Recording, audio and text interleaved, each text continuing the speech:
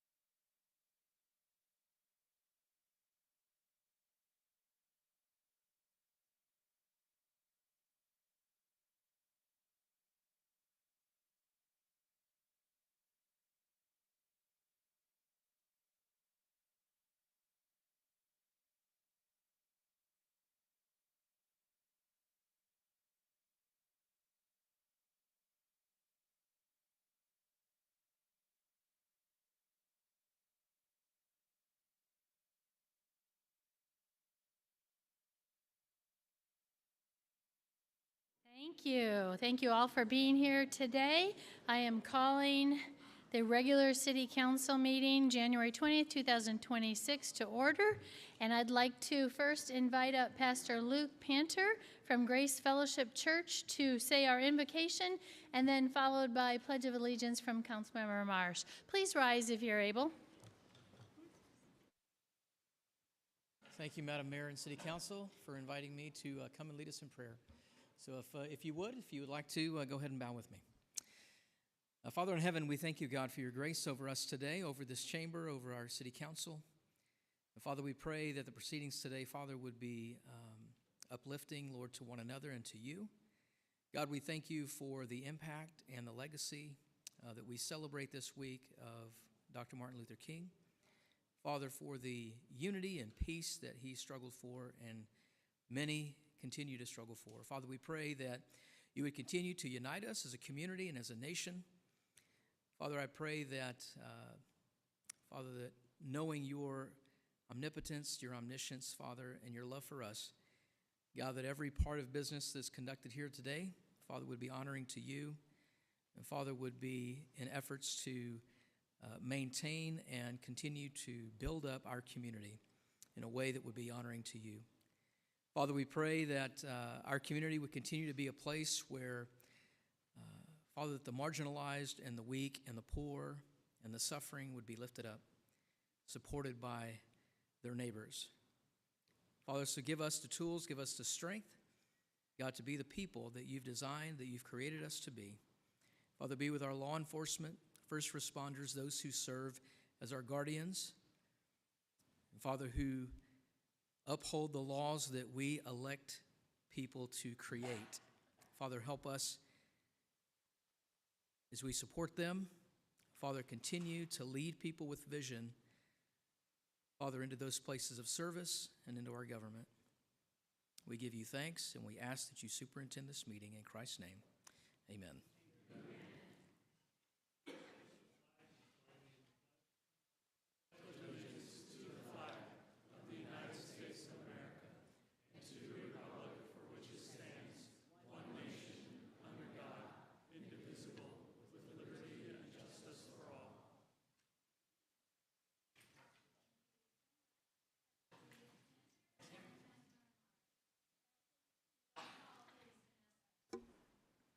Councilmember Gettle? Present. Councilmember Noor? Present. Councilmember Learman? Here. Councilmember Marsh? Here. Councilmember Wade? Here. Vice Mayor Manfredi? Here. Mayor Smith? Here. Madam Mayor, we have a quorum. Thank you very much. That takes us to the next section, which is section 3, and we have 2 items tonight. The first is the Black History Month proclamation, and then the second is an acknowledgement of a wonderful young lady that we have in our community, and I'm excited to share with you more information about that. So I will meet Councilmember Wade down in front of the audience.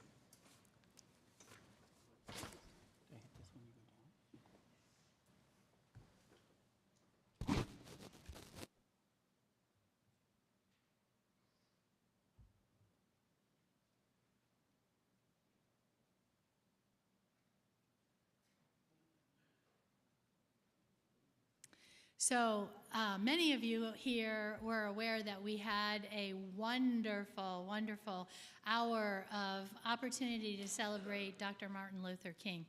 And so many good elements of that, but I gotta tell you, the men's choir, men's vocal group, yeah, everybody was outstanding. The band was outstanding. Thank you very much, Councilmember Wade, for doing that. It was just delightful. And as I think about Martin Luther King, I think about the fact that if we all would all follow his model, what a much more peaceful world this would be, wouldn't it? Yeah, amen to that. I was invited to Mount Moriah Church to come listen to those gentlemen and to the Reverend there, and so I think I'm going to have to take him up on that. It was very delightful. Yeah. All right, so we have a proclamation tonight celebrating Martin Luther King. Whereas Dr. Martin Luther King devoted his life to the pursuit of equality, justice, and opportunity for all, and his message of service, nonviolence, and hope continues to inspire people across generations. And whereas Dr. King reminded us that real change begins in our communities. When we listen to one another, respect our differences, and work together toward a shared future. Isn't that true? Whereas our Maricopa community is proud of its diverse and growing community and remains committed to fostering unity and respect for all who live and work and visit here. And whereas honoring Dr. King's legacy encourages meaningful conversations, strengthens community connections, and reminds us of our shared responsibility to care for one another and move forward together. So now, therefore, I, Nancy Smith, Mayor of the City of Maricopa, do hereby proclaim January 20th as Martin Luther King Jr. Day in the City of Maricopa and encourage all residents to honor Dr. King's legacy by serving others, reflecting on his teachings, and helping to build a stronger, more connected community. Yeah.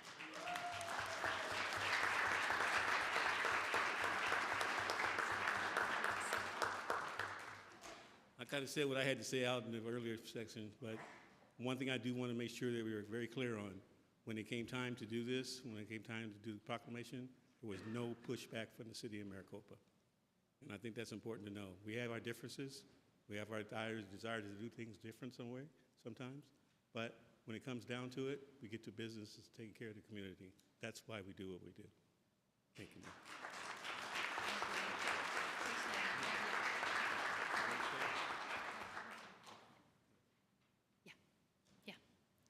Okay, this next one is very exciting for me as well.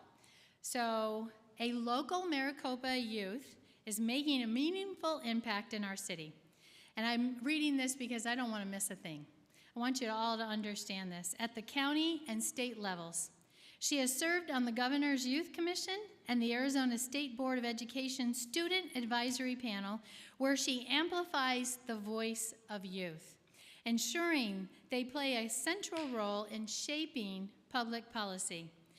Annalise Alexander, you know what? Why don't I invite her up so you can see her while I give her all this praise? Please welcome her up.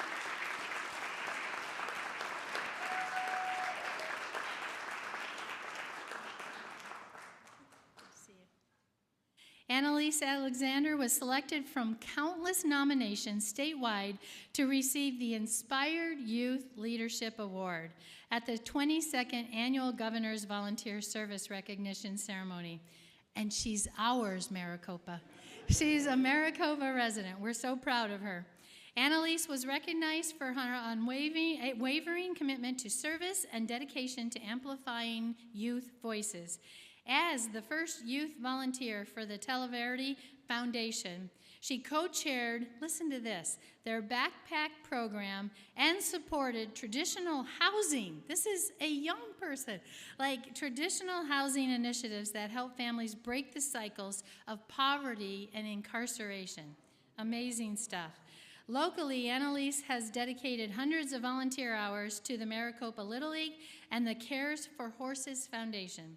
She is also familiar and reliable presence at our community events, including the State of the City addresses, Senior Expo, Stagecoach Days, where she continues to give back to the community she proudly calls home.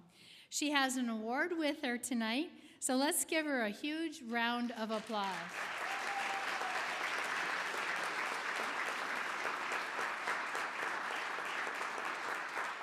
Here, I'll show off your award. It's very pretty, very pretty. Yeah, I mean, since we moved to Maricopa in 2022, I have felt nothing but welcome by the community. And I think this award is really just a testament to that, a testament to all the volunteers and organizations that have supported me along the way. But yeah, most of all the community and all of you for making me feel welcome and encouraging me to volunteer and just get involved and make the community a better place. So thank you.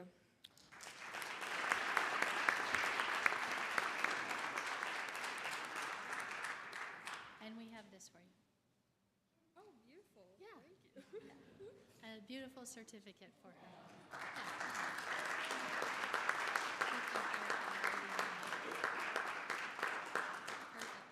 Perfect. Thank you. Thank you all so much.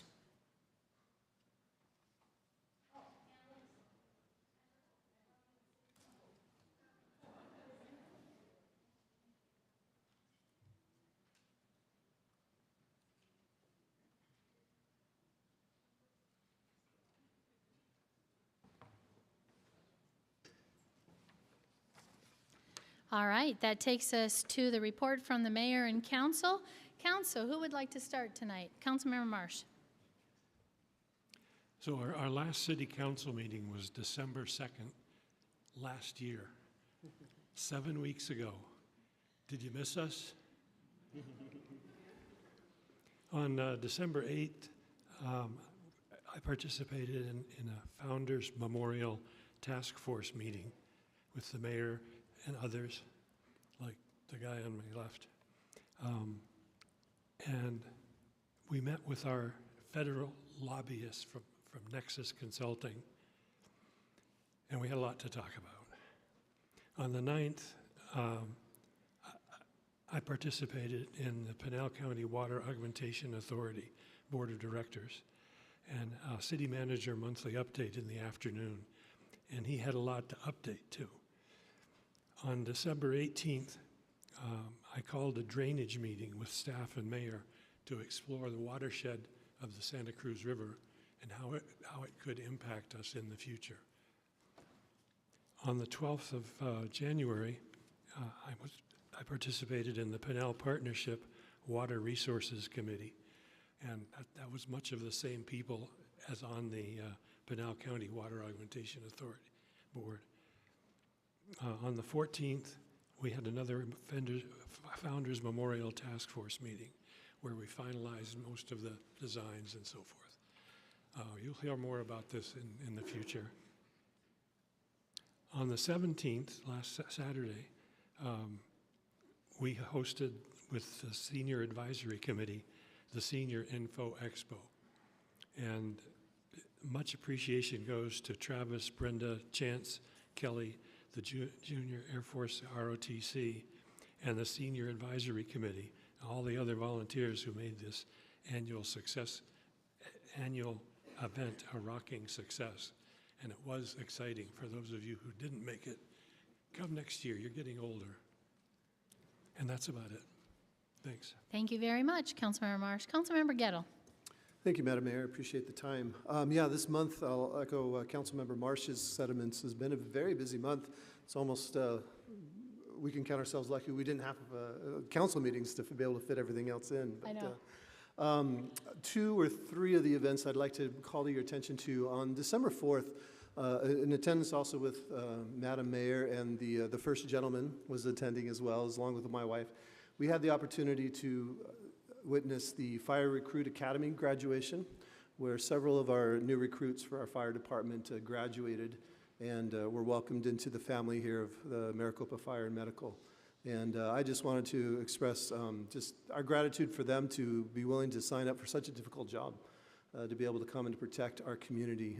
They were full of promise and hope, and was excited to be able to meet a number of them and welcome them onto our team. We've got a great department, and I appreciate Chief Patassi's leadership there. Another event that I wanted to let you know about was on December 15th, I was invited and participated in the groundbreaking of the new Auction Medical Center. This is a dialysis unit, in addition to several other medical offices that are being built concurrently, that will help service not only the nation, but also our own local community. Those of you and families and friends who have to undergo dialysis know that that's not a pleasant experience. And then you add the commute up the 347 there and back again when you're feeling not your best. It makes it kind of a dice roll whether or not that's going to be a fun trip. So having something local and available will be a great blessing to our community. And so I wanted to let you know that that's on its way. And they're working, as I mentioned, we broke ground for it on the December 15th. Lastly, I have an upcoming event that I'd like to invite everybody to. We live in kind of crazy times and crazy worlds, And on January 31st, so a week from Saturday, the Church of Jesus Christ of Latter-day Saints, in partnership with the Maricopa PD, we're hosting a Saturday House of Worship security training. And this will be available to all community members, faith leaders, volunteers, congregants. It's a free event. It'll be about an hour long, starting at 10 o'clock in the morning. It'll be hosted at the LDS Chapel on Bolin Drive, and that address is 37280 West Bolin. That's just west of the fire station that's out there by Tortosa, if you know where that's at. So please, if you'd like to come and attend, be great training, and everybody is welcome. Madam Mayor, that's all I have for today. Thank you very much, Councilmember Gettle. Councilmember Wade. Thank you, Madam Mayor. Yes, it has been a very vigorous couple of weeks, month. A little closer. Yeah, month. And there's a lot going on, a lot to do. And as I shared with you all what's going on in my personal life, I want to thank the fire department for being who they are.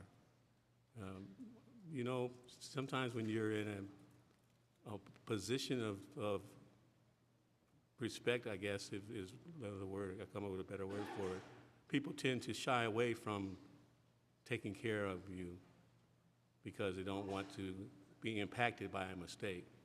That's not our fire department. Our fire department came in, took care of business. The doctor indicated that had we been 30 minutes later, that she would not have made it through the night. And so I just want to thank the Chief Potassi and his group of married folks, married men and married women, for all that they do. And I hope that if any of you have to be subjected to having someone come and extract you from your home, that'll be these guys. That's the guys you want to have, because they do their job. So, and I'm going to also acknowledge Alicia for her efforts. It was really nice to attend the ceremony with the governor, and notice how much respect they gave to that award and to the young lady who received it. Her mom and dad certainly are proud. And I was proud to be able to be a part of that ceremony that was conducted. It showed, someone mentioned that Maricopa is strong. Maricopa is strong. And Maricopa has things to do to be even stronger, but it is strong. So thank you, Madam Mayor, for being me kind of ramble a little Absolutely, Councilmember Wade, and prayers will be continuous for Gail. Yes, ma'am. Yep, Thank you. throughout. Councilmember Knorr. Thank you, Mayor. Councilmember Marsh noted that it has been quite a long time since we've been together in this chamber, but I'm going to keep it short and just hit the high points over the last 8 weeks. Today, I was able to attend the Central Arizona Government Day at the Capitol, and so we were able to hear from some of our organizations that represent us at the Capitol about some of the issues that will be pending in the legislature this session and how they are going to affect the cities and towns. So it's a great opportunity to learn about the issues. There's a lot of opportunity, and of course there's a lot of concern about funding and how that will pan out, but we've got great people representing us, and we were able to talk to some of our legislators while we were there about the issues, so it was really a great opportunity. And then I was also able to meet with members of Arizona Department of Transportation staff here at City Hall with some of our amazing residents who advocate passionately for a better way for our commuters to get in and out of town. And they gave us an update on the construction and what it's going to look like for 347 when that project begins. And they explained to us why there's going to be an overpass at the Cement Plant Road, Mammoth Way, versus the Casablanca intersection and why that came to be. However, we're just grateful that there will be an extra overpass along with Riggs. But it was really great conversation, and it really came out of our wonderful residents asking questions and asking for clarification, and I think that's just great that they continue to press forward so that we get the best result for the people of Maricopa. I was also able to attend a dinner with some of the board members from the Arizona Department of Transportation State Board, and we were able to thank them for what they did this past summer in putting the 347 project into the 5-year plan. And so that was a great opportunity to just sit with them and thank them for all of their work and everything they did. And, you know, they, of course, always compliment the great effort that the city of Maricopa went to get that included. And really that was, again, I know we've said it a million times, but I'll say it 2 million times, a result of the work of the 347 committee. And the state transportation board members continue to talk about what great work they did and how that made this possible. So I think we always need to recognize that. And in fact, in the meeting today at Central Arizona Governments, Senator Rogers, so she represents LD7, was talking about Maricopa and how we got it done and telling her people that they need to basically do what Maricopa did. So it was pretty interesting. I loved hearing that. She called us the town of Maricopa, and I was like, we're the city of Maricopa.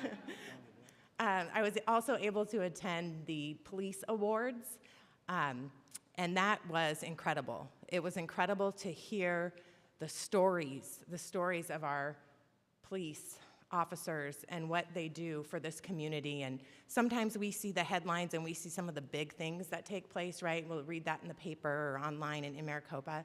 But some of the big things that happen and the lives they save and the heroic efforts they go to, no one hears about. And during this police awards, we got to hear about what these officers do day in and day out to protect the people of Maricopa, and it was really great to be able to be there and to honor them. And so thank you, Chief, for allowing us to participate in that. And I'm looking forward to next month at the Maricopa Fire Department dinner, also awarding those firefighters and hearing those great stories, because they are great, and we really appreciate everything they do for the city. And then finally, last chance to register for the Maricopa Women in Government Day at the Capitol. It will be Friday, January 30th from 10 a.m. to 1 p.m. We've still got some spots left. It's a great opportunity to come down and learn how laws are made. Representative Martinez is hosting us, and she's got a great morning planned. We will get a tour of the House of Representatives. Then we get to do mock debates on the floor, so they'll have fake bills, and everyone who comes will get to sit at a legislator's desk and debate bills and vote. And so I think that will be really exciting and a great opportunity.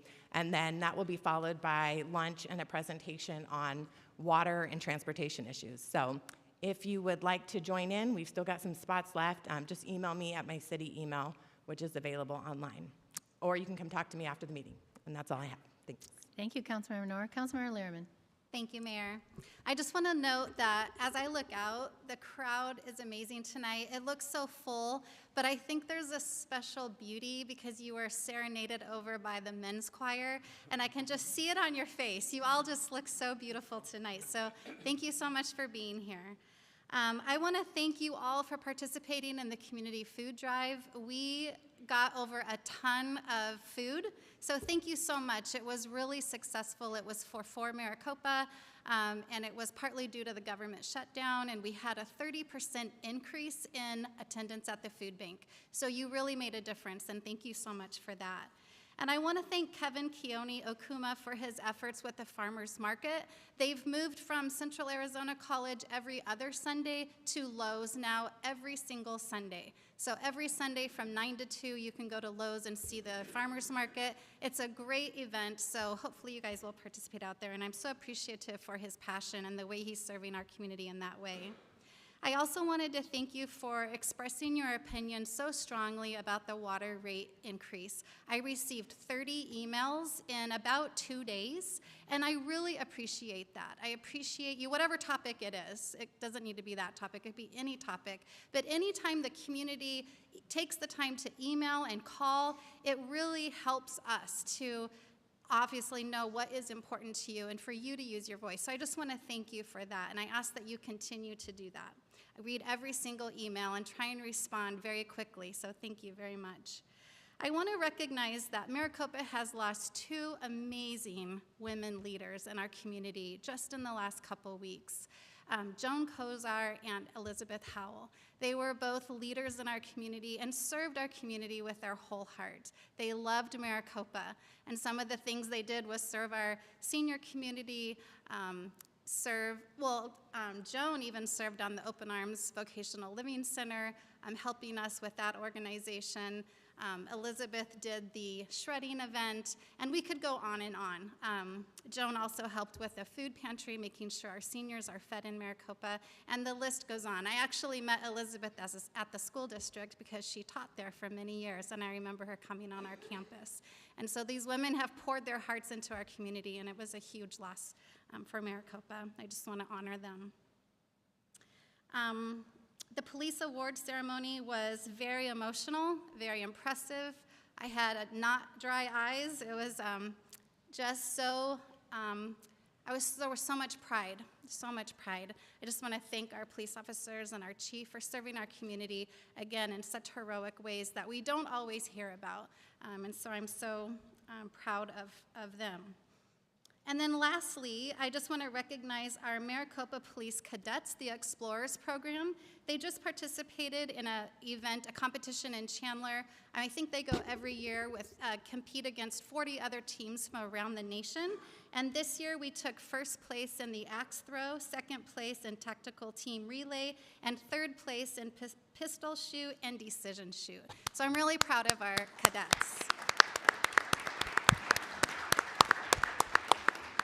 And the chief let me know this last week. I was talking to him and I said, hey chief, let me know when you hire your first cadet explorer because I really want to hear about that. And he goes, I already have. What do you mean? And so I just want to make sure you guys know that it is a pathway for recruitment, that this program is really valuable. I believe we have a waiting list to get into this program, and this can be a recruitment tool for a recruitment program for our police department. So I'm very, very proud of that department, and thank you, Chief, for supporting that awesome program. And thank you, Mayor, very much. Yes, Councilmember Knorr. Thank you, Mayor.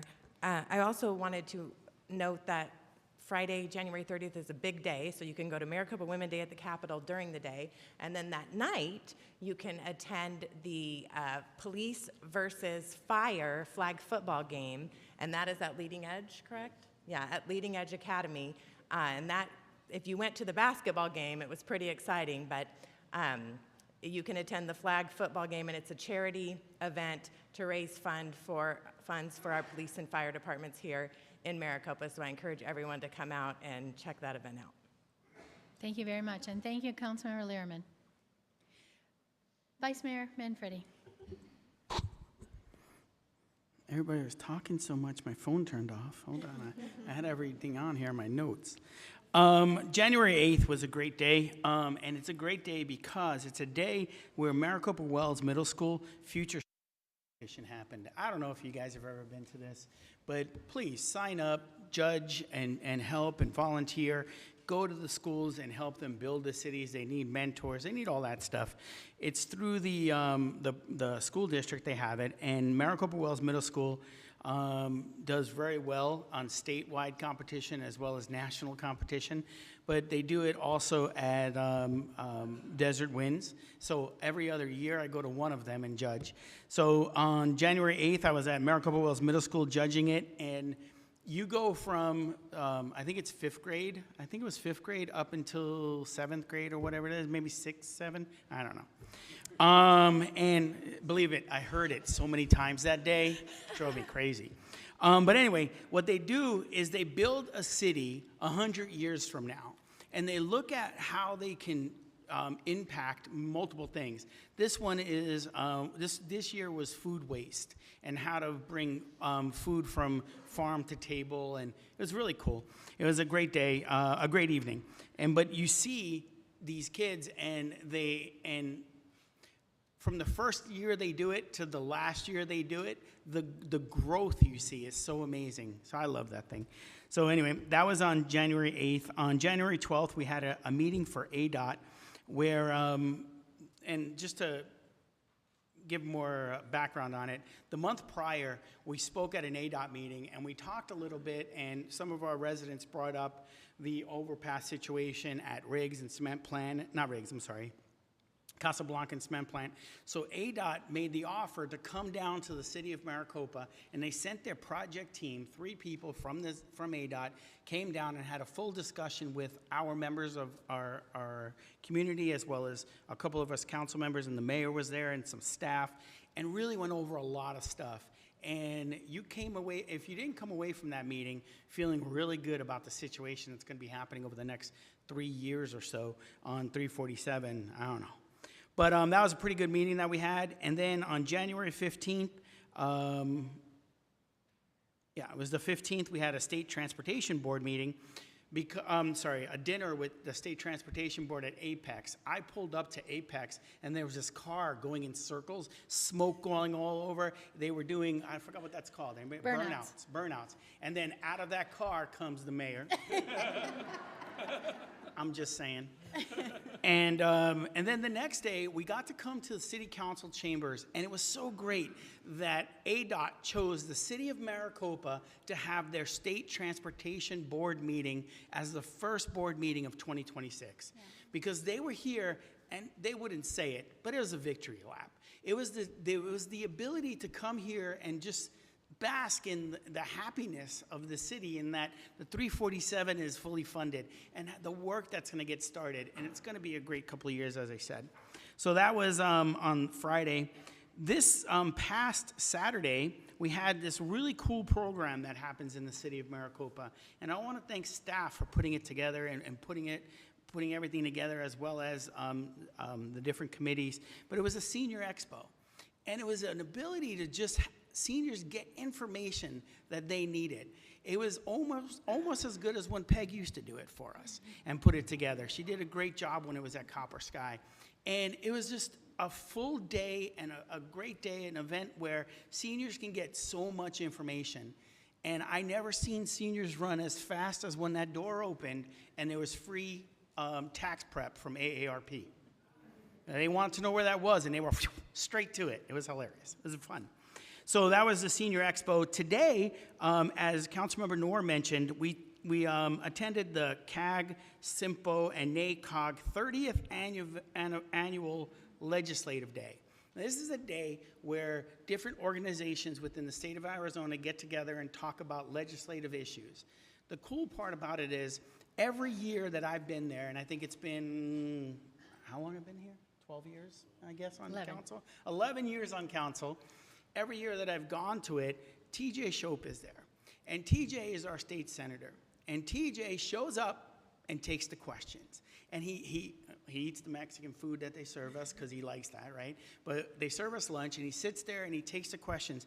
And when I spoke to him today, one of the things he said today was his proudest achievement last year was the I-10 expansion and how he had to get that taken care of. And then also the 347. But last year, he had a fight for the funding for the I-10 expansion that was happening. And it was a fight because the federal government was shut down, things were happening. They didn't know if they'd get the money in 2024, 2025. And he said this year, his #1 goal is to make sure that our funding for Riggs Road and other funding that they gave us for the 347 through the legislature does not get touched. And that is a good thing. Having people like TJ and Teresa Martinez and Chris Lopez fighting for us at the legislature is what helps us get past the finish line. So that was a great meeting. And then I just wanted to follow up and let everyone know on January 22nd, that is this Thursday, we have futures planning. It's happening over at the library. Feel free to stop by sometimes during the day. Did you cut me off? No. Oh, I heard buzzes. I don't know. So come on over and hear us talk about what we plan to do here in the future for the city of Maricopa. And then there was something else I forgot. The attorney. Huh? Your event at the end of the month with the Attorney General. Oh, we do have a meeting coming up, but it's in February. Oh, it's in February, sorry. Yeah, I won't talk about that. I'll talk about that in February. I'll talk about that later. But Rich sent me a text, and he kept pointing at his phone like this from the back of the room, and he said, "Can you mention this?" And coming up on March 1st at Our Lady of Grace Catholic Church, there is a blood drive happening. You can sign up for it at Vibrant, I think it's called, Vitalent. Vitalent, so you can give blood. And you can have a lucky chance to win 10 grand. Give blood, maybe win some money. But that's it for me. Very good. Thank you. Thank you, Vice Mayor Manfredi. All right, I have a long list too, but I'm going to go through it really fast. Many things have been talked about. The fire recruiting graduation was superb. I love it. The fact that we're getting young men and women from around the state, possibly even around the nation, I'm not sure, but definitely around the state to come and work at the city of Maricopa and go through this brutal program. It was very touching and very phenomenal. I also attended the Veterans Military Christmas Brunch. I am so proud of the way our veterans take care of our veterans. This was a day for veteran families to come and eat and enjoy some gifts, meet Santa, and just have a great time. So I enjoyed that. Maricopa was a special opportunity as well. The way that our community gets together and celebrates, and you can come out, meet some friends, meet some new people, look at some of the small businesses. Wonderful job by staff. It was a superb event. Then, Rockin' Stockin' event. You guys saw that presented here in City Council. I needed to go check that out. And it was a long line of cars going through a process of different people, different nonprofits who showed up to give giveaways to all the cars that came through.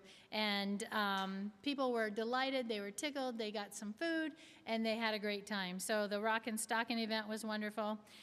This next one, I want to talk about it because tonight we celebrated Martin Luther King.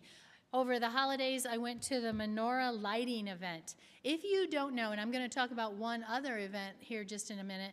If you don't know, MUSD is one of the most diversified school districts in the Metro Phoenix region. I'm really proud of that because it means our community is extremely diverse. And as demonstrated tonight with Martin Luther King, then I went to the menorah lighting. That was packed. It was a lovely event for our Jewish community.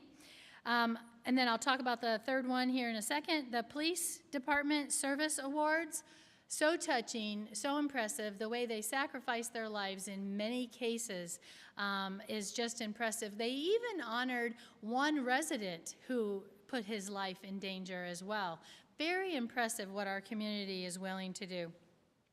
The Pinell Partnership Breakfast was a mayor's breakfast, and we had a mayor's panel, and I shared the good information about 347 and then some challenges that we have around the city as well. So that was very informative opportunity. And then as it was indicated, we hosted the State Transportation ADOT meeting. And I want to share with you that during the meeting, we had a lovely gentleman from our city come up to the mic and ask the ADOT State Transportation Board meeting if anyone had considered how were you going to handle the traffic and were you going to shut off lanes during some of the busiest times. So the board, just like us, can't respond to public comment, but the director, Director Toth, was able to answer the question and said, to the greatest extent possible, we will always keep 2 lanes open. Now, they can't promise it 100%. Something may happen where they need to shut a lane down. But anytime they need to shut a lane down, they will do it in the evening and to the greatest extent possible. So the entire crowd that day was very, very happy to hear that. I'm delighted to hear that. Many people ask that question. It's important. Spread the knowledge, spread the news. And then the Senior Info Expo, I just want to share with you, so I walked around before it opened and many new vendors said, are you really going to pack this room with people? And I'm like, you just wait. Last year it was 600 plus squeezed into the lobby area of the library. And so then I cycled back afterwards and I asked these same vendors, I'm like, did I lie? And they're like, no, I can't even talk anymore. I ran out of giveaways. And so they were very tickled. It was really a lot of fun. The third event that I went to that was just so intriguing to me was the Sinulog Festival at Our Lady of Grace. We have a wonderful Filipino community in the city of Maricopa, and so they had this special service, and I went to enjoy it. I loved it. So again, I just love the diversity that we have in our community. I spent this morning with Senator Kelly speaking of some of our needs, and guess what they were? roads. Roads and the floodplain. The floodplain is something that we need to get resolved in order to bring those high-paying jobs out at our industrial park. And so those were two key topics that he and I discussed briefly. So I want to remind you, so I've done this, and I'm asking you to do this. And I know some of our council members have done this as well. The general plan proposal is out for review. I want you to take the time to review that general plan. And if you're interested, there is a hard copy of the current general plan and a hard copy of the proposed general plan at the library that you can go check out. You can sit there, flip through it, but we want your input. And so I'm highly encouraging you. I was delighted with the opportunity to review both, and I haven't submitted my comments yet, but shortly this week I will be doing that. I encourage you to do the same. And it's there available at the library, or it's available online. So either way, you can get to it. And then lastly, I agree with Councilmember Lehrman. We did lose two wonderful women in the last month. Joan Kozar, who had so many ways of serving our community, and Elizabeth Howell, both of these women were chairs of the Age-Friendly Committee and the Senior Advocacy Committee. And both are just wonderful ladies of wisdom. Just to give you a fun little note about one of them, someone asked me what I remember most about Elizabeth Howe. So every time we say the pledge up here, most of us are trying to make sure we're the first ones. Did you know one nation under God is one complete phrase? There is no pause. And Elizabeth was the one who came to the podium and said, council members, I want to encourage you to say one nation under God, not one nation under God. One nation under God. It's one phrase. And I love that. I'll never forget it. There's a competition up here for who can say it first and the loudest if you can't hear us. So that's one of my greatest memories. If you don't mind, please indulge me and give me just 30 seconds of a moment of silence to remember these lovely women.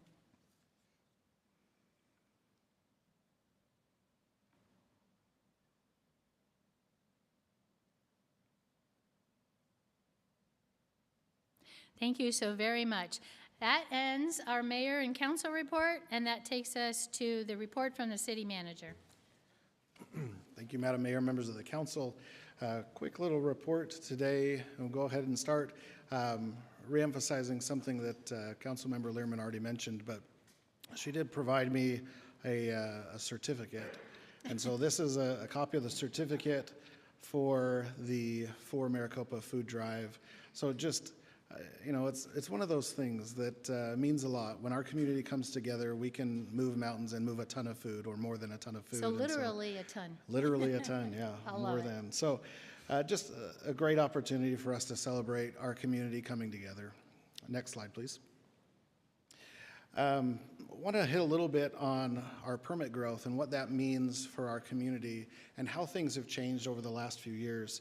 Most importantly, when we talk about growth and talk about our infrastructure, it's important to note that our growth, or our permits, as people come in and build new homes or build new businesses, they're required to pay development impact fees, and they also pay construction sales tax.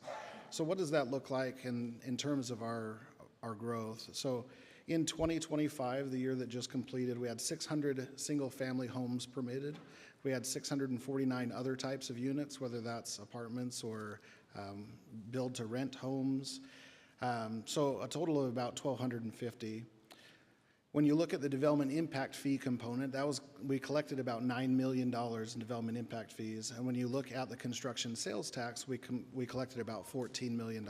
So between those two things alone, we collected about $23 million. So that's $23 million that we have to use towards new traffic signals, new street lights, really a lot of those big major projects that we're striving to complete on a year-by-year basis. And as we go into our capital improvement plan, that's a huge funding source for our capital improvement plan. Next slide, please. With that, wanted to share a little bit about our commercial growth over the last few years. If you look at the very bottom of this graph, prior to 2020, we had about 1.5 million square feet of commercial space. Well, if you look at 2025, more than 10% of all that we have in Maricopa in terms of commercial growth occurred in 2025. And we saw a 70% increase from 2024 in terms of our commercial growth. So we are rocking and rolling. Really, the commercial space that we have in Maricopa has doubled over the last 8 years. So if you sit and think about that, if you've come in the last 8 years, you've seen a redoubling of that commercial space. And we're only growing up in terms of how much we see and the commercial activity that we see. And so really what I would say is, if you're interested in investing in Maricopa, now's the chance. Get in before we're even hotter, because there's a lot of need and a lot of desire for our community to have new sit-down restaurants, have new places to shop, and especially have new employment opportunities. So looking forward to seeing what happens in 2026. And I think that just goes to one final slide. And again, we talked a little bit about this last time. We've added a tab on What's New Maricopa, and just wanted to ensure that everyone has an opportunity again to know that we are putting projects on here that we are currently reviewing. That is something that I don't know many other cities, if any, are doing, but we want to provide all of the opportunity we can to inform our public of what may be coming. It's not a guarantee that these things will come, but this is an opportunity for us each to participate in that process. And so we truly feel that when we involve the public and we involve neighbors and we can receive comments from everyone in the process, that will yield better results. And so that's what we're trying to do here. So by all means, please go and visit What's New Maricopa. There's a tab on there for both residential and commercial, what's in review, what our team is currently looking at. There's contact information on there, where if you have ideas and comments, please provide those to our team, and let's get a better product, and let's do all that we can to continue to make Maricopa thrive. So as well as all of that information, there's also copies of the actual submittals on there, so you can see, for example, a site plan for a site, or elevations or whatever may be included within that planning package. So really tried to provide as much information as possible. Again, we're doing all that we can to provide the highest level of service possible, and looking to do the best that we can for the public. So with that, that's the report for today. Happy to take any other questions you may have. Thank you very much. Council, any questions? All right, seeing none, we will go to the call to the public. This evening I have 5 speaker cards, and so we'll go to the first speaker card that I have is John Corwin. John, if you'll make sure the green button is on. Test. There we go. Okay. All right. Mayor Smith, Vice Mayor Manfredi, council members, thank you for the opportunity to talk tonight. I wanted to get up here and just provide a few updates, some customer resources that are available, and also just some events that we've participated in recently in the community. And so I'm kind of talking to the audience as well as council here as well. So I guess the first thing is, we're great weather right now, but unfortunately warmer weather is coming, and that means now is a great time to prepare for the summer as it relates to water usage. And so a couple of resources that are available to customers are, first, last year Global Water rolled out a smart irrigation controller rebate program where customers who purchase a Water Sense smart irrigation controller and install it can apply to receive a rebate of up to $100 back for that irrigation controller. And obviously, smart irrigation controllers can help conserve water and ultimately save money as well. So I wanted to highlight that. Customers that want more information can go to gwresources.com/conservation-education. And to actually apply for the rebate, you can go to your customer portal, log in, and apply for it online. So wanted to highlight that. The second thing is all customers have access to water notifications, leak notifications, high consumption alerts, things along those lines. And that's a free resource. And I know many of the council members have talked about how they've benefited from that at their own homes. And so I just wanted to highlight that because it is, again, a free resource. As we go into the summer when there's higher consumption, it's an opportunity to catch a leak before it becomes, an unexpected bill, which nobody wants to see. So I wanted to highlight that as well. In terms of some of the events that are going on in the community that we're participating in, first we were at the Senior Expo, which it sounds like that was a great turnout, and we were able to provide conservation information at that event. Additionally, we'll be participating in some events to benefit school children. The first is the Maricopa Water Festival that's coming up here on February 19th, and so that's in coordination with MUSD, where we teach kids about the water cycle, water conservation, and just kind of a hands-on experience as it relates to water, which is really important here in Maricopa. And then lastly, we'll also be sponsoring a water conservation, it's actually a puppet show, so we hire a professional puppeteer, which sounds kind of funny, but it's kind of a fun way to learn about conservation. And again, that's at the local elementary schools. We have one at, I guess it's at Saddleback Elementary coming up on February 26th, but we do these kind of throughout the year as well. Again, as an opportunity to educate elementary kids on conservation and just water in general. So thanks for the time. More things to come in the future, but I just wanted to highlight those few events. Thank you. Thank you. Thank you very much, John. Our next speaker is Garrett Bauer.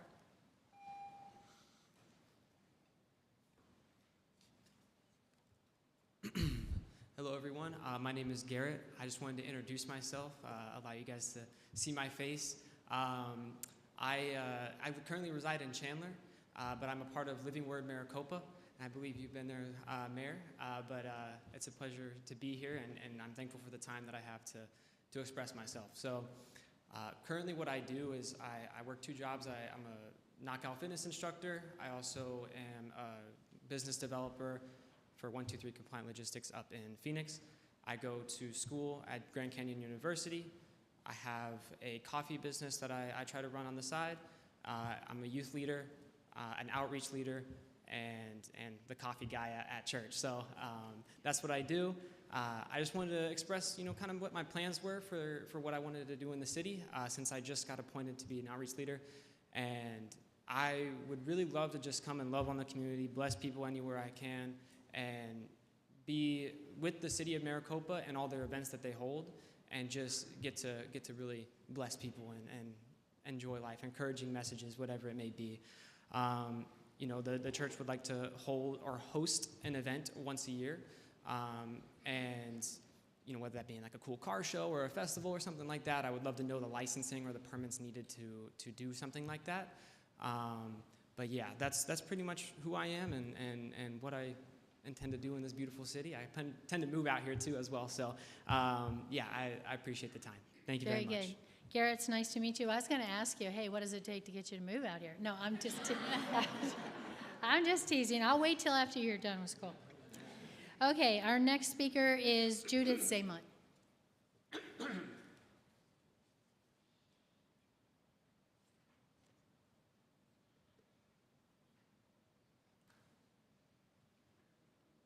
Good evening, everyone.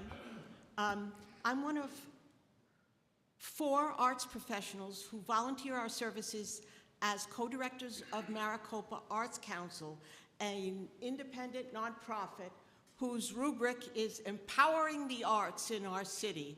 We've been in existence since late 2012 and have brought many types of arts experiences for the first time to the city of Maricopa in the realms of literature, theater, dance, music, and of course, visual arts of all kinds.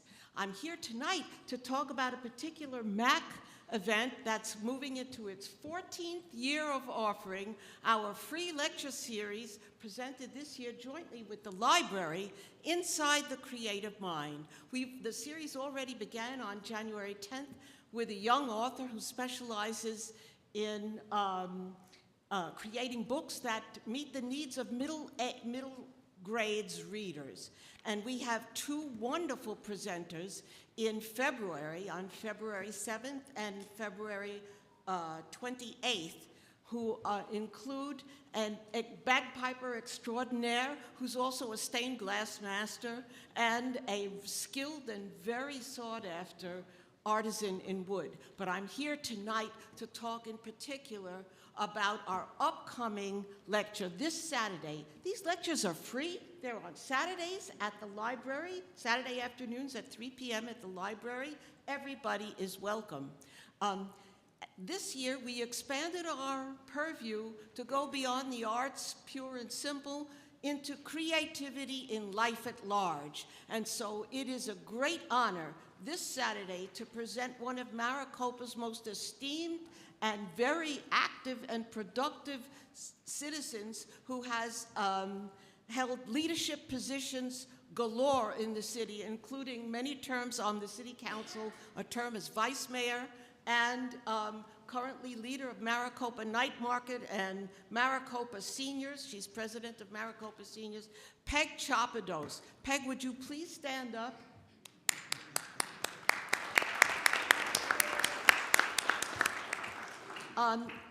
Peg Chapados, in addition to everything she does for the civic side of the city, has personal passions in the creative arts. As an artisan, she specializes in quilts and embroidering the most tiny little items. However, what she's presenting on Saturday is none of the above. She is the innovator, creator of, and realizer of a whole series of board games that are absolutely fascinating and hugely fun to play. This Saturday, we present board game maestra Peg Chapados.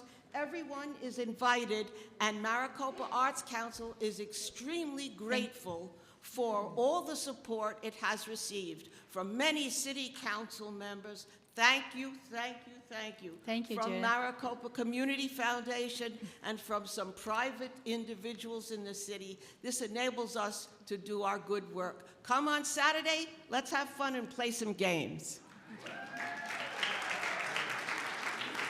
She's an amazing speaker. Thank you. Our last speaker card is Lisa Anderson.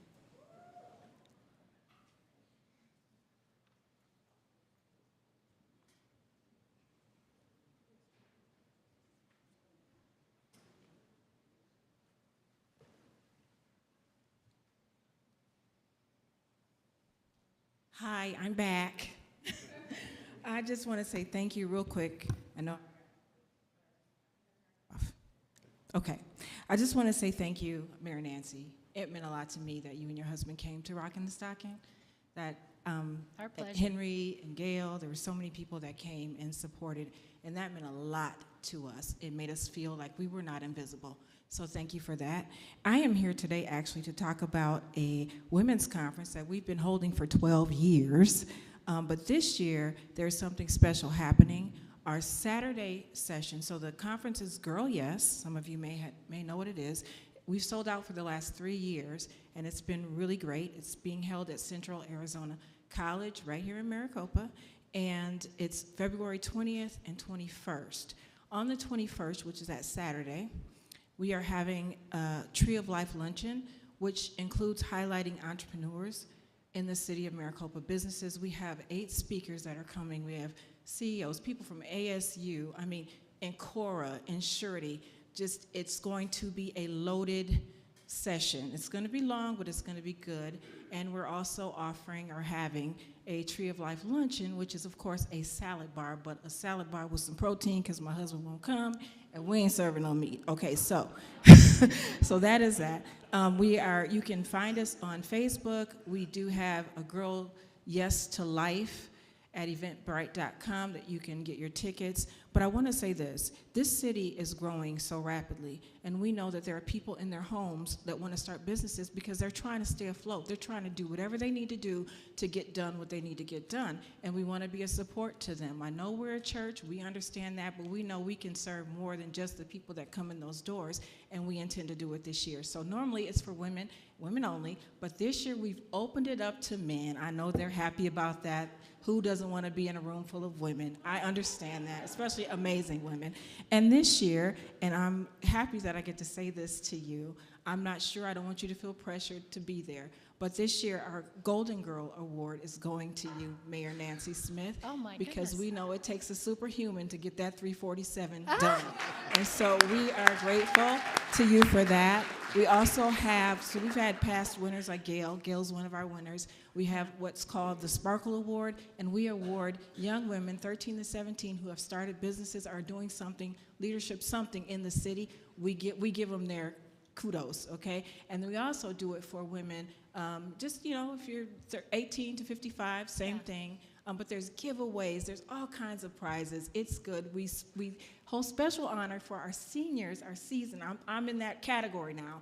So our seasoned women, where we have special seating for you and special pricing. And so we want you to come out. It's going to be good. I'll be back next month. Thank you. Woo, Thank I made you. it. Yep. Very good. Okay, that's the end of our speaker cards. Would anyone else from the audience like to approach the podium? Yes, please.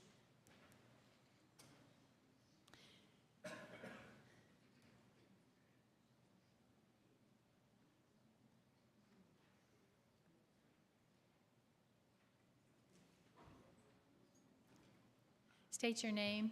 Janae Knox. Good evening, everyone. Mayor, Vice Mayor, and councilmen and women.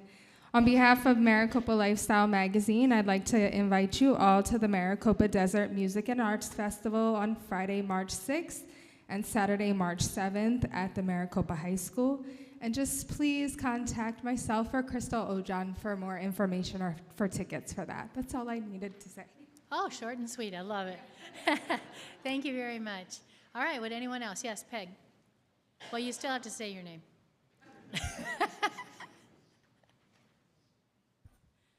Good evening, Mayor, Vice Mayor, Council, Peg Chapados.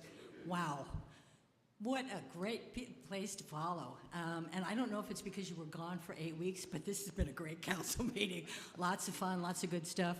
I have a few things to share. We've got a unique opportunity coming up with a partnership that Cutting Edge Crafters Club that was just started last year is partnering with the Maricopa Friends of the Arts and also with MUSD Admin Building. We're going to start to offer classes for students. Right now, we're just focusing on ages 14 to 18, but I want to encourage people to stop by the MFOTA tent at Copa Cultural Night Market. We'll have information. You can actually sign up and register there. We've got things like decoupage, weaving, woodworking, painting, sculpting, creative writing, all kinds of different arts and crafts. It's designed to be like a small private workshop, and it'll be held during the summer break on a weekday during business hours at MUSD Admin Building. So stop by the MFOTA, Maricopa Friends of the Arts tents, learn more about what we're doing, and sign up for an arts and crafts class. Our goal is to eventually expand this to probably all ages, but we wanted to start slow, so we picked the 14 to 18-year-olds because we're constantly getting questions like, where can my child go for lessons in art, music, writing, reading, painting, whatever it happens to be. I also I would be remiss to stand up here and not also thank a couple of other people regarding the Senior Info Expo. I am so glad that that thing has continued because it is so important, but it wouldn't be here without Reverend Arnold Jackson and also Ron Smith. They did a lot once I passed the mantle and was no longer on council. It's been a great event, and all the vendors that we have, all the seniors that supported, I'm so glad that we continue that because it is very, very important. And lastly, I want to leave you guys with a little bit of trivia. So one of the things I learned very early on being in Maricopa was the amazing people that we have in this city. Our police department and fire department, I would stack them up against anybody in the country. They're the best. Our volunteers, they step up constantly. A little bit of trivia, I don't know how many people know this, but this chamber is actually built to represent one of Maricopa wells. And as I look around the room and I hear the people that come up here and talk to you, the good news is the well is full. We have got some great people in Maricopa. If you want to make more of a connection, tomorrow morning and every Wednesday morning from 9 to 11 at our museum, right over by MUSD Admin Building, join us for coffee on the porch. It's free. You come, you sit on the porch, you meet people that have just moved here, people that have been here for ages, and we talk about a plethora of things. It's hosted by the Maricopa Historical Society, so stop by. And thank you for what you guys do. thank you for all what you guys do, and have a great rest of your meeting. Thank you, Peg. All right, would anyone else? Yes, sir, please. Oh, I'm so sorry. Sir, we're going to let this young lady come. She's been standing there waiting. But please come forward. Yeah. State your name, please. Ashley Anderson. Good evening, Mayor, council members, and the general public. My name is Ashley Anderson, and I serve as the chair and commissioner for the Governor's Office of African American Affairs, and I'm a resident of this great city of Maricopa. I would like to share brief details regarding the 2026 Legislative and Leadership Conference hosted by the Governor's Office of African American Affairs coming up in February. The conference is designed to bring together elected officials, municipal leaders, community advocates, and engaged residents from across our state. Its purpose is to strengthen civic engagement, deepen understanding of the legislative process, and build leadership capacity that supports effective government at both the state and local levels. For 24 years, the Governor's Office of African American Affairs annual conference has been a driving force for unity, empowerment, and progress in Arizona's African American community. What began as a modest gathering has transformed into a week-long event, offering opportunities to engage, collaborate, and celebrate the rich diversity and resilience of our community. The conference is rooted in our 6 pillars of youth, economic development, sustainability, health, education, and justice. And this event provides a platform to address key issues and foster dialogue. It'll kick off on February 9th and continue through February 14th. Most events will take place at our Arizona State Capitol, located at 1700 West Washington Street in Phoenix. Events will include a State of the State opening day given by Governor Katie Hobbs, a Capitol tour, a Roots and Legacy tour, exploring South Phoenix's rich African American heritage and celebrating its history, culture, and lasting impact on the community, Advocacy and Legislative Day, Legislative Engagement Day, workshops, a day dedicated to our Youth Leadership Day, where we have youth coming in from all across the state, our Unsung Heroes Award Ceremony, where we'll be recognizing those unsung heroes throughout Arizona and celebrating their work. And it's wrapping up on the 14th with a Health and Wellness Day on the Senate and House lawn at the Capitol. So we hope to have anyone that will be willing to join us, so everyone is welcome. Again, this all starts out the week of February 9th, and registration can be found on our website for the Governor's Office of African American Affairs. So thank you for your time today. Thank you.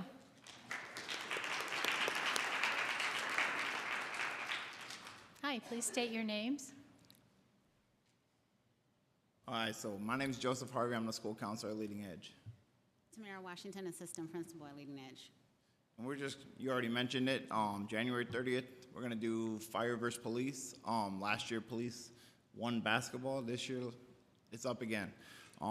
Thank the city for Parks and Rec donating the field out in Bacana to where we were hosting this event, January 30th, 6 p.m. All proceeds go back to both organizations, 75% to the winner, 25% to the loser. It's just a good community event, trying to reach out. Thank you to all the people who have helped us. $5 a person for tickets. We're raffling off some items. All of the money from that goes straight to the organizations at the same time. Okay, and our second event is our annual Underground Railroad and Black History program, which will take place on February 12th, starting at 5 o'clock p.m. We'll start with our Black History program from 5 to 6, where we have all types of entertainment and presentations and things like that. Ms. Ashley Anderson is actually our keynote speaker for that evening. And then after that, we'll have our interactive Underground Railroad, where we'll have several rooms where you can go in and just see different information and learn about what the Underground Railroad is about. So we do invite you to come out. It's a free event. Very good. 2 wonderful events. Who did you say won the last competition? Police. Police. Police won in like extreme fashion. Like they beat fire. I just want to point that out there because I would be remiss if I didn't. Not to say that fire can't play football. So I just want to share, Chief Patassi, you're going to have to get this fire group going, because in the rocket challenge, the police won also. So come on, Chief Patassi. Hey, we would be remiss if we didn't say all of our SSOs that come through are amazing human beings, and then the times that we have had fire up respond to the school, amazing. So both of these organizations are great for the city. They're amazing with what they do to help us as a school. You guys as a city help us do our job. We're just trying to get back. We're building a community And I know as a charter school, it's hard, but our doors are open to help the community in any way possible. Thank you, Wonderful, guys. thank you. All right, would anyone else like to approach the podium and speak during the call to the public? All right, seeing no one, I will close the call to the public. That'll take us to the next item, which is our consent agenda. Council, tonight we have items 7.1 through 7.10. Is there anything that you would like to pull? I do not have any speaker cards. Mayor, I would like to pull 2 items if Okay. possible. I would like to pull 7.1 and 7.4. Okay, very good. Is this for a conversation, or do you feel like pulling it separately and having the conversation outside of consent is the best way to go? Yes, so we Okay. can just have a brief conversation on both of them. Okay, Yes. perfect. All right, anyone else? So I have one change that I would like to make to item, I'm trying to remember which item it is. It's the minutes from the founders meeting. That is item 7.7. And we don't have to pull it or anything, just one change, Vanessa. Yes, I do read these. The time of the meeting was called to order is AM, not PM. Just a tiny little thing. So we don't, just as long as we put it in the motion, I'm assuming we can handle it that way. All right, anything else? Very good. Do I have a motion? Yep. Motion to approve consent with the exception of 7.1 and 7.4 to be moved to regular. And the change to And the mayor's change to the minutes. Very good. Anyone else? Second. Seconded by Councilmember Gettle. Any additional conversation? All in favor say aye. Aye. Anyone opposed? That motion carries. Very good. So that'll take us to 7.1. And do we have someone who, yep, thank you very much.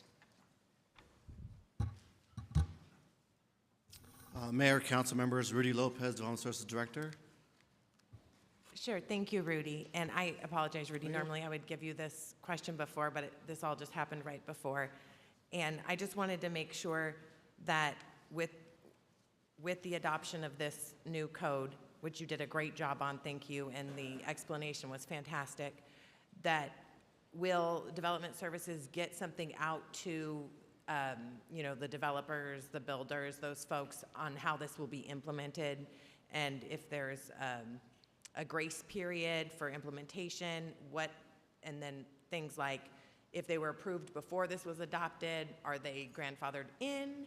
Or, just questions like that, if we could just get some sort of document, even just posted to the website maybe, so that they just have clarity in terms of that. But I support the underlying changes, and you did a great job with that. I just want to make sure that we have something posted to give people clarity on where they stand with the new adoption, if that makes sense. Yeah, Councilmember Nora, Mayor. Yeah, we will have information. We call it like the rules of transition in a way. So after, if it is approved as tonight, it's 30 days effective. But we are recognizing that, for example, all of our home builders, they have standard plans. Builders will have up to maybe 6 to up to 20 standard plans, and all those have to be updated. We are giving at least 6 months up until September 1st to get their standard plans up to date to 2024 codes from the previous 2018. So, and then 30 days effective for any new construction, we'll utilize the new codes of 24. But for the home builders, we are gonna give some grace period to get their building plans in order by September 1st of 2026. Great, and that'll be published in a Yes. rules of transition Correct. document. Great, thank you, that's all I have. Very good. Any additional comments, questions on that item? Yeah. Oh, yep, yes, Sorry. please. Vice Mayor. I sent an email about this last week, and because I was worried to me, I was not worried, but I was asking the question, and how does it impact if I'll just read the question, make my life easy. Do the proposed code changes apply only to developers and new construction, or will they also impact individual homeowners who are simply repairing or modestly upgrading existing homes? If homeowners are impacted, what safeguards are in place to ensure routine projects do not trigger additional requirements or full modern compliance that was not previously required? I had an answer to it, but if you want, I'll just read the answer you gave me. Because I just wanted that out there because people ask me those questions, and I asked them already of staff, which is, so for basic fixer upper tasks, no permits are required. No changes apply. If they're seeking a permit, then the new standards would apply. Although not everything has seen a change, there may not have been meaningful changes as it relates to swimming pool design, for example, but they have been for solar panels, electric vehicle charging. But licensed contractors will know the new standards because they are new in all cities. And the new standards were vetted nationally, so it's national standards and through all cities in Arizona. This will not come as a surprise to them, of course. In fact, some instances, the code adoption may even be something they support because it is a new best practice based on the learned experience of the past 6 years. They've already implemented in many of their practices. The developers that the city has spoken to are supportive, and they'll be submitting under the new codes. So that was just, in my head, I was like, well, what's going to happen with this? And so I asked the staff for that, and they were able to supply all those answers. And actually, some people actually asked me those questions, and I sent them. I'm Italian, hands go. And so I sent them all those answers too. But thanks for pulling it off because it allows it to go on the record too. Thank you. Yep, great conversation. I appreciate it. Any additional comments, questions? Councilmember Nora, would you like to make a motion? Sure, motion to approve. Motion approved to approve by Councilmember Nora, seconded by Councilmember Lehrman. Any additional comments, questions? All in favor say aye. Aye. Any opposed? That motion carries. All right, Councilmember Nora on item 7.4. Great, thank you. And I actually talked to our city manager about this prior to the meeting. I just thought that there was an article about this in Maricopa, and I know there was a lot of community interest in this, and so I thought it'd be a great opportunity just to have Chief or the city manager explain what happened and what's going on and this current status. Councilmember Core, Mayor, members of council, I appreciate the opportunity to speak about this. Earlier in November, we had a very unfortunate incident where a suspected drunk driver crossed over the median and struck our ladder truck, Ladder 574. It was a devastating impact to the vehicle, and it's required us to go through a pretty extensive process of looking at the resources we have in the city and availability for reserve trucks.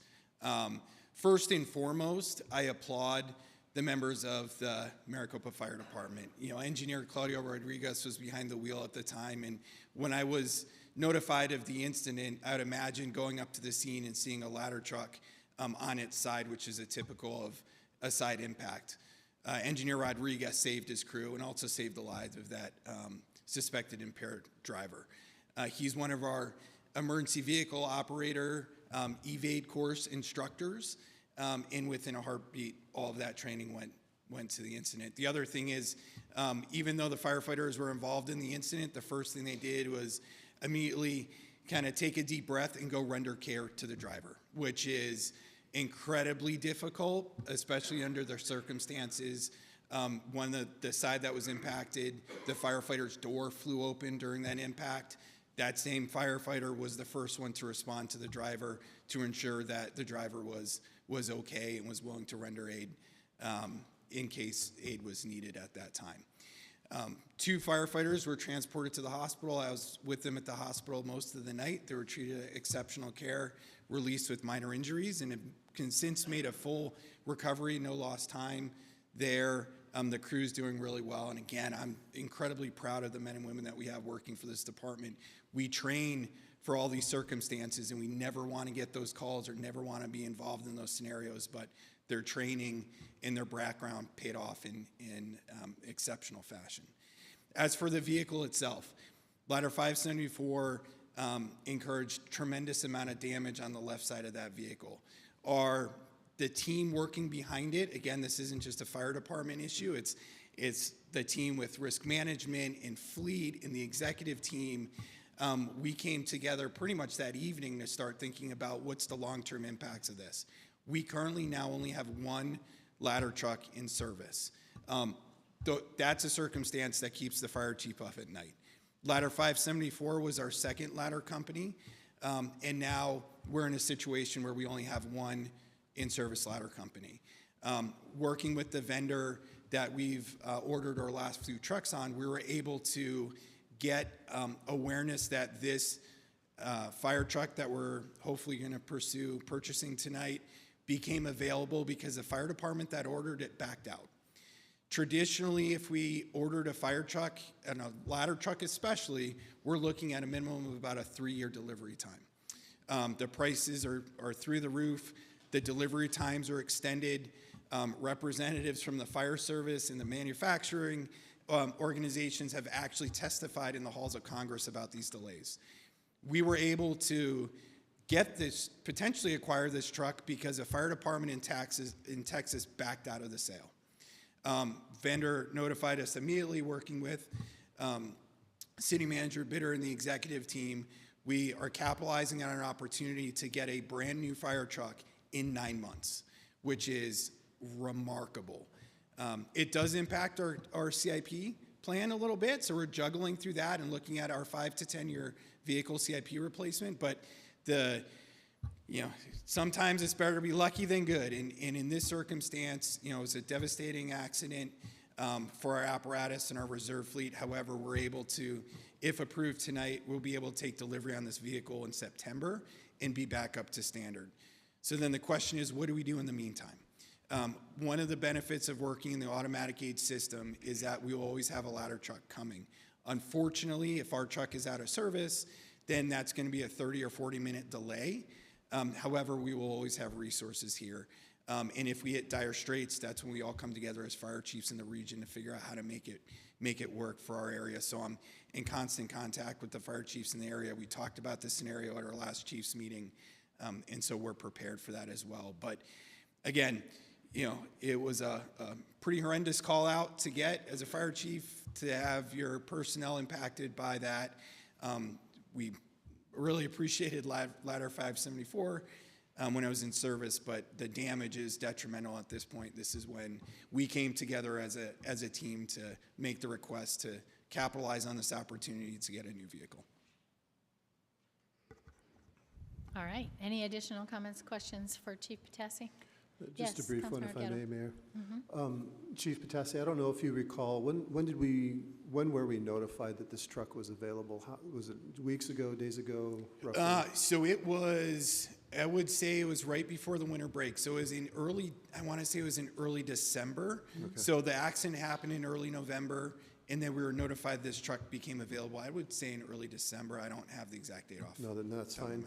And Mayor, the reason I asked that question is I'm concerned that if we delay, that this might be an opportunity we miss out on. Heaven forbid this ever happen again, where we need critical infrastructure service vehicles here in our city. And if we're on break, I would recommend we maybe even pull a special meeting to be able to handle this type of an issue quickly, so that we can make sure we capitalize on these opportunities as they come up. But other than that, I'm grateful. Thank you, Chief, and I'm very grateful that everybody was okay through this incident. It's the most important part. And thank you all for the consideration tonight. Thank you, Councilmember Gettle. Vice Mayor. Chief, thank you so much for the information. It's a wonder that no one was seriously hurt in the accident, and thankful that no one was hurt. And it's just a testament to our department that the first thought on their mind was to render aid to the person that just crashed into them. So I thank the fire department and everyone that was on that ladder truck for their just hard work that they do for us. And the good thing is, it's just, someone asked me, they said, why is this in consent? Why are we pushing this through so fast? And it's pretty simple. The city of Maricopa will do anything they can to make sure that our first responders have the equipment they need and everything they need to make sure that they can respond and take care of our folks. So it's amazing we were able to get it, because somebody told me that's cheap, actually. Mm-hmm. And I was like, okay then. But I was told that is a steal. Plus, 9 months instead of 3 years. We're looking at ambulances. I can't do it. I just can't do the ambulance thing. We're looking at multiple ambulance. And we're looking at 2 to 3 years out just to get an ambulance in the city. And amazing that we're able to get this for 9 months. And it comes down to the fact that folks like our chief here are just got their fingers on the pulse of what's happening in the industry. And you're able to just reach out and just get something done. So we have a good chief, we have good staff, and a good city staff that's able to rearrange everything and just get it done, because that's what we need to do. Thank you. Thank you. Vice I Mayor. appreciate that, but on a quick note on that, it's not just me. It is, we have apparatus committees where the firefighters are heavily involved in the apparatus. We have great work with Denver over our fleet management, and our executive team and the finance folks coming together. It's a giant team that goes into action when need be, and pretty quick. So I may be the representative of that today, but I'd be remiss if I didn't give the credit where the credit's due as well. Yeah, Thank you. 100%. Well, Go right ahead. I did get the question of how are we going to get reimbursed for it and all that stuff, and I'm not going to go into that, but the legal team I know is working on making sure that we're finding every single way to make sure that we are reimbursed through every insurance possible and all that stuff, and that's all being taken care of, and that we'll take care of all of that. But the fact is we had to act now, Yes. and then the rest of it will take care of itself as the time goes on.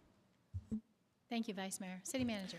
Yeah, thank you, Madam Mayor. And just to address a question from earlier, we're able to sign letters of intent on these items as soon as we're aware of them. And while it's not necessarily binding, and really the binding action comes through the ratification from the City Council, we don't spend a dollar until those trucks are actually delivered. And so when those trucks are delivered, we can then look at options for financing or all of those things. So that's still on the table, and we'll continue to research and continue to find out some of those answers in the coming weeks, months, and years as we go through with the purchase of a fire truck. Perfect, yeah. I figured that was pretty much the case. I know I wouldn't hesitate to call an emergency meeting. None of us up here would, but I appreciate the question and the response, City Manager. Any additional comments, questions? Seeing none, Councilmember Noor, would you like to make a motion? Sure, motion to approve. Have a motion to approve, second, he beat you. Councilmember Wade, second. Any additional comments, questions? Yes, Vice Mayor. Just make sure the whole entire community and everybody's invited to the roll-in. Absolutely. All right. Absolutely. Yeah. Very good. Any additional comments, questions? All in favor say aye. Aye. Any opposed? That motion carries. Perfect. And before we go on to the regular agenda, I would like to apologize, Peg. I apologize. Your speaker card was stuck to Judas. It's because art sticks to art. I'm pretty certain of that. And I flipped past it. I apologize, but thank you for coming forward very much. Okay, that'll take us to agenda item 8.1. And Councilmember Noor, I believe this is your appointment? No? No, it's Councilmember Lehrman, Lehrman. but I Thank will you. need one next meeting. Okay, thank you very much. Perry, will you please stand? It is my pleasure tonight to introduce Perry Holmes. Perry has lived in Maricopa for 30 years, and he has been a commission artist for 20 years. Maricopa has a lot of shining treasures, and I think Perry is kind of one of our hidden treasures. He also serves on the advisory group for the city's Vibrant Arts Grant and Community Arts Grant. And I want to thank Perry for being willing to serve on the Cultural Affairs and Arts Committee. So I would like to nominate him this evening to serve on that committee. Very good. Is there any comments, questions for Councilmember Lehrman? I just want to add, I got to see Perry's art at the Mac at Mac Farms gallery opening. I got to meet Perry as well, and it was amazing. So, yes, a Very great talented. addition to the committee. Very good. Okay, I believe I have a motion from Councilmember Lehrman and a second from Vice Mayor Manfredi. Any additional comments, questions? Seeing none, all in favor say aye. Aye. Any opposed? That motion carries. Congratulations, sir. Perry.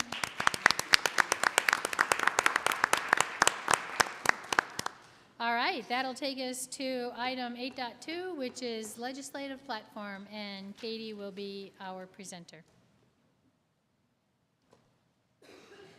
Good evening, Mayor and Council. I do want to just start out tonight by taking a moment to acknowledge our team that makes all of this possible. You all know our federal team at Nexus. They keep us on track. We have a state team at PDG, Policy Development Group, as well. And then our staff here at the city are really the backbone, helping to analyze all the bills that you're going to hear us talk about tonight. So without them, we would not be able to do this, and I appreciate their help very much. I'm gonna make sure I know how this works again, because it's been a year. Okay, so this is much the same as last year. There's only been one change actually to our leadership in the state Senate, and that was majority leader change out at the end of last session. So John Kavanaugh is now the majority leader in the state Senate. As we start talking about the state, I want to just alert you to some fun facts. As of today, 1,185 bills have actually been introduced, along with 77 resolutions and memorials. For reference, if we look back over the last few years, in 2024, there were 911 House bills in the entire session, then 825 and 23, 873, and so on. So we have already seen more than most previous years to date right now, and it's possible that you could see another 400 because House members are still allowed to introduce 7 bills up until the end of the month. So that's going to be a little bit of fun this year.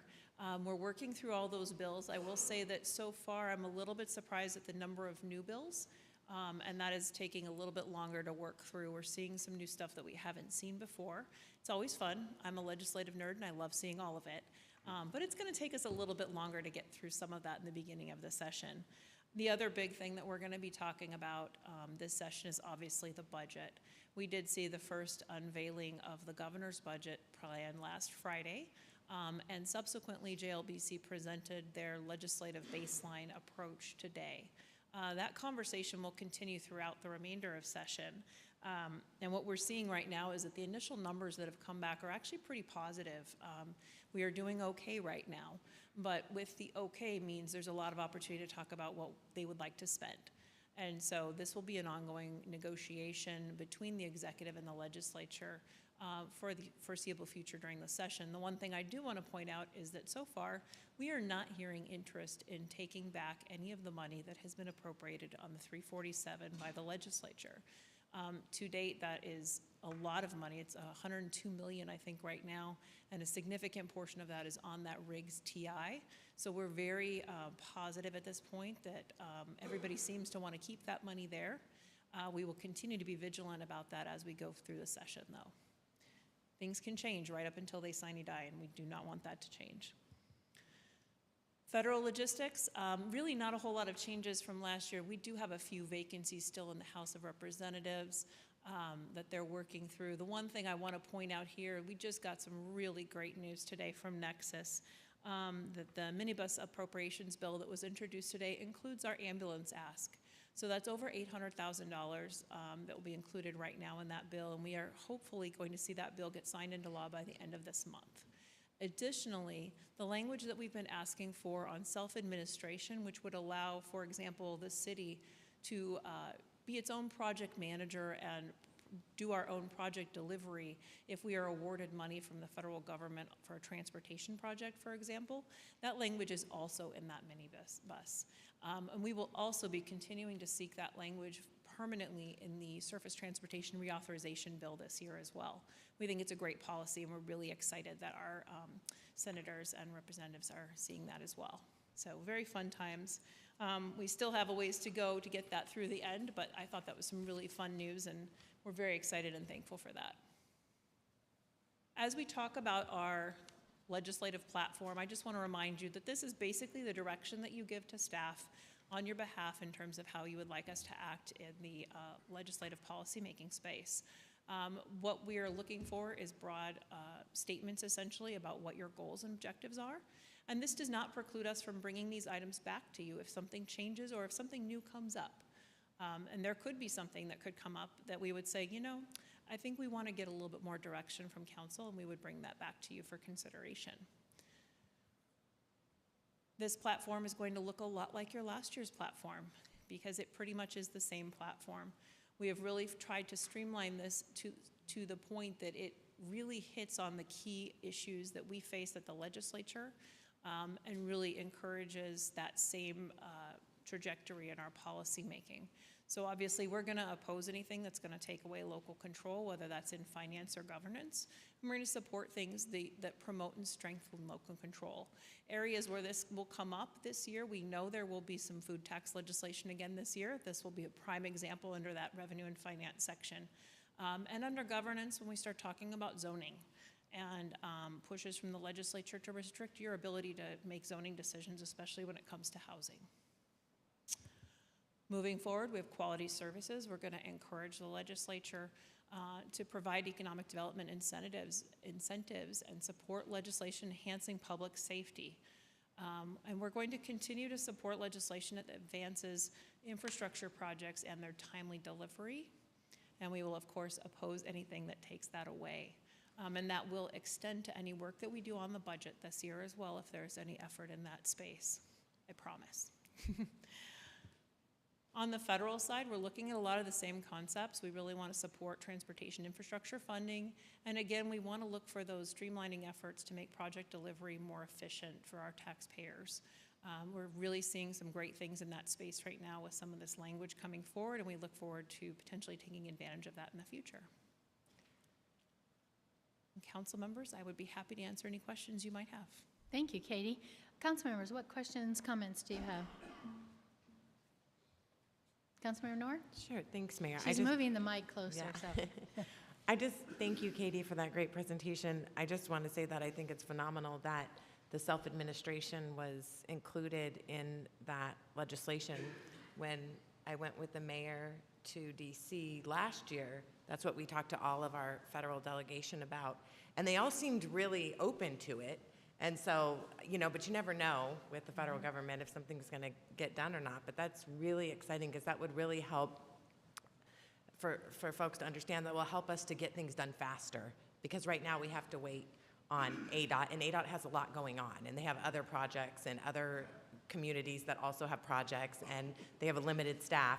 And so this will help us to move any funding and projects that we get through faster and hopefully more effective and efficiently too. So that's great news. Thank you, Katie. Thank you, Councilmember Noor. Any additional comments, questions? I'd like to jump on that as well. That was fun. Our staff came up with that. Katie, was that you basically? Or whose it was? It was somebody's idea. Yes. I think it was Katie's. And it was so much fun because it was almost as if it was a novel idea.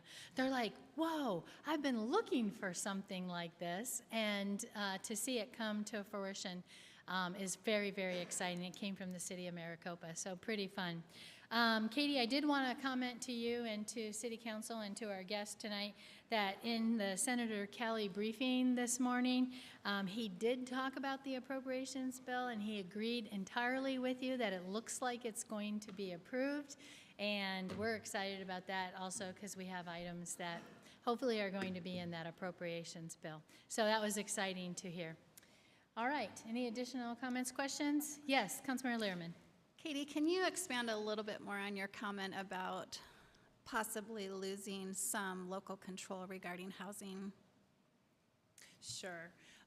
So Mayor and Councilmember Lehrman, we continue to see legislation every year in this space where they're focusing on starter homes, for example. And the legislation would do things like restrict the minimum lot size that a city could require. So last year, one of the bills that was moving along would have required us to not be able to ask people to have larger than 1,500 square foot lots. So if you look at that and you look at traditional setbacks, a 1,500 square foot lot means you're doing a 600 square foot house or a 1,200 square foot house on top of each other. Taking away your ability to set what your neighborhoods look like. Increasing density with no consideration for impacts on infrastructure, impacts on schools, impacts on services, and taking away your aesthetic design as well, which I think we've heard from folks is really disturbing because if you can't have input into what your community looks like, you have to trust that the legislature is doing what you want them to do. So we've worked on a lot of those. We've been able to push back all of those types of bills, but they do continue to crop up. Thank you very much. So in spite of pressure from the local level, the state is continuing to push for taking more control taking away control from the local level. Thank you very much. Very good. Any additional comments, questions? Seeing none, do I have a motion to approve the legislative platform? So moved. So moved by Vice Mayor Manfredi. Do I have a second? Seconded by Councilmember Gettle. One last opportunity for comments. Yes, Vice Mayor. Katie, thank you. That's my comment. The hard work that you do for this city, it goes unrecognized sometimes, and I truly do believe that without you, we don't get the 347 funding combined that we got. We don't get a lot of things done. Self-determination was a thing that you worked very hard to get done, and it's a testament to how hard you work with how successful we are as a city.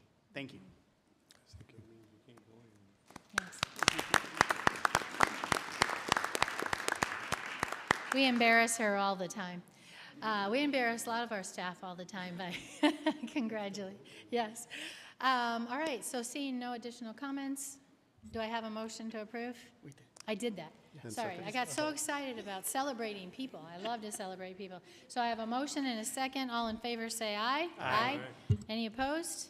That motion carries. So Dennis, may I adjourn this meeting and do a motion to go into E-session? Is that the proper way? Yes, we'll adjourn this meeting and we'll go into an executive session. No further action will happen tonight because we're just going into an executive session and the council can't vote in executive session. Very good. Do I need a motion to go into E-session? Yes, okay. So moved. So I adjourn this meeting, and I have a motion from Vice Mayor Manfredi, seconded by Councilmember Wade. All in favor to go into E-session? Aye. Any opposed? That motion carries. Thank you all.